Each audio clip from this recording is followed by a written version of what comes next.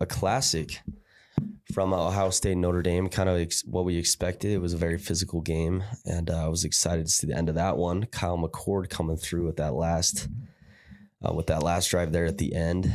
And should we just talk about that one briefly? I mean, did Kyle McCord, did he kind of prove the doubters wrong there? No, not at all. What? I think, well, it was just like, I think I really wanted to see Kyle McCord tear apart a really good defense. I don't think he really did that. Really? Yeah.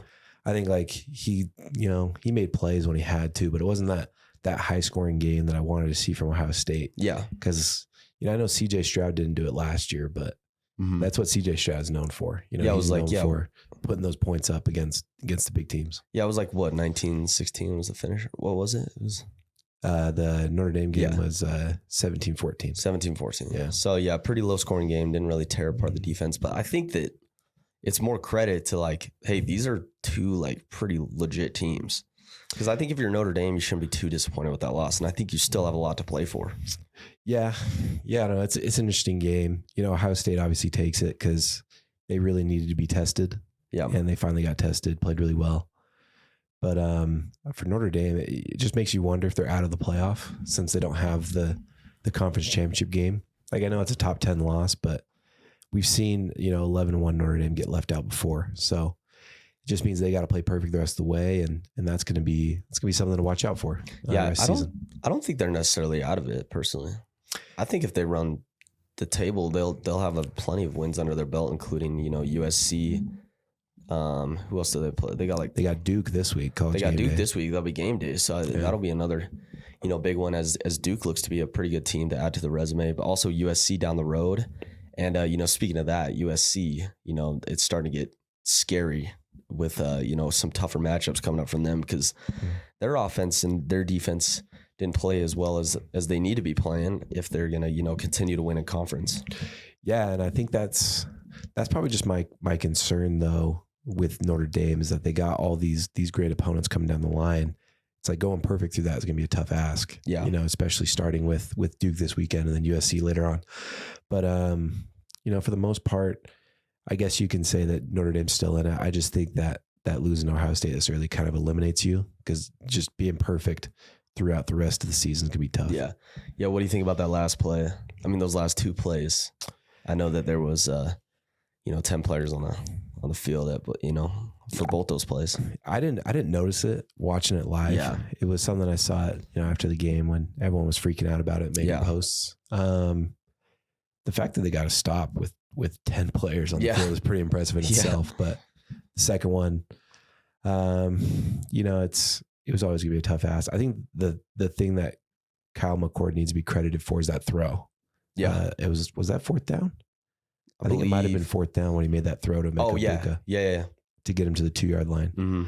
That was a great throw. Yeah. That's the kind of stuff I want to see from Kyle McCord week in, week out to show that belief that I can have with him in this Ohio State offense. But, it's like when you got those receivers with Marvin Harrison, you got Emeka Buka, you got Julian Fleming, even Cade Stover. Did you see the clip of Cade Stover just absolutely throwing the defensive end? No, I didn't know. He went and checked him before he ran his route and just pushed him and absolutely threw him to the ground and then ran like a little 3-4 yard out. Oh, really? And then made the play. Yeah. I mean, the receivers were there. Even Marvin coming back after that injury, I thought for sure he'd be out of the game. Yeah, and it's like they got the great running backs too, and Trayvon Henderson. So it's like this Ohio State offense is primed to be really, really good. I just want to see it unleashed a little bit more. Yeah, exactly. Score more points. But I think we have the clip for this is Marcus Freeman. Yeah, this is Marcus Freeman being asked about the play, about the two plays with 10 men on the field. So let's hear what he has to say. Marcus, the film shows that on that last play, there were only 10 people on the field. Just curious what happened. Yeah, we were trying to get a fourth D lineman on the field, and I told him just stay off because we can't afford a penalty. I didn't have any timeouts, right? And so we couldn't afford a penalty there. And yeah, it's on us. We've got to be better. So they came out of a timeout. They were coming out of a timeout, right? Yeah, I think so. And he was just talking about Was he just talking about the last play? Or was this the second to last play? I think he was talking necessarily about both those plays. Well, I don't know. You can't be talking about both those plays because for me, it's like, okay, how are you not prepared coming out of a timeout? So it was Cal McCord made the play to Emeka Buka to get it to like the 2-yard line. Oh, okay. They come up, spike it. Then they throw their offense out there. Notre Dame calls timeout. And then they run that first play with 10, stuff them. And then clock's moving. Was there a second timeout? I thought that they called a timeout there. Well, I know they called the first timeout because they wanted to see what Ohio State was doing. Yeah.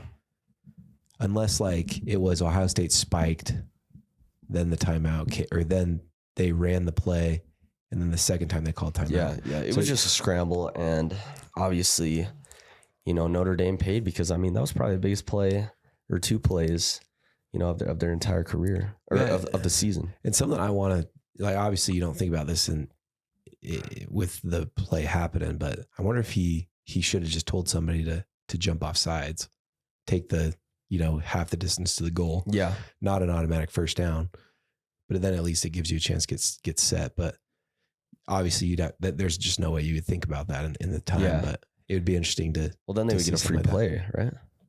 Well, if he like jumps offside and like pushes the offense. Oh yeah. Then they call it dead. The encroachment. Yeah. Yeah. There's a lot going on at the time, so it's like they're not gonna think of that. But yeah, it was a crazy finish to that game. Super exciting. I'm excited to see how both these teams play the rest of the season because I see a lot of potential in Ohio State, and I think that Notre Dame looks like a great team as well.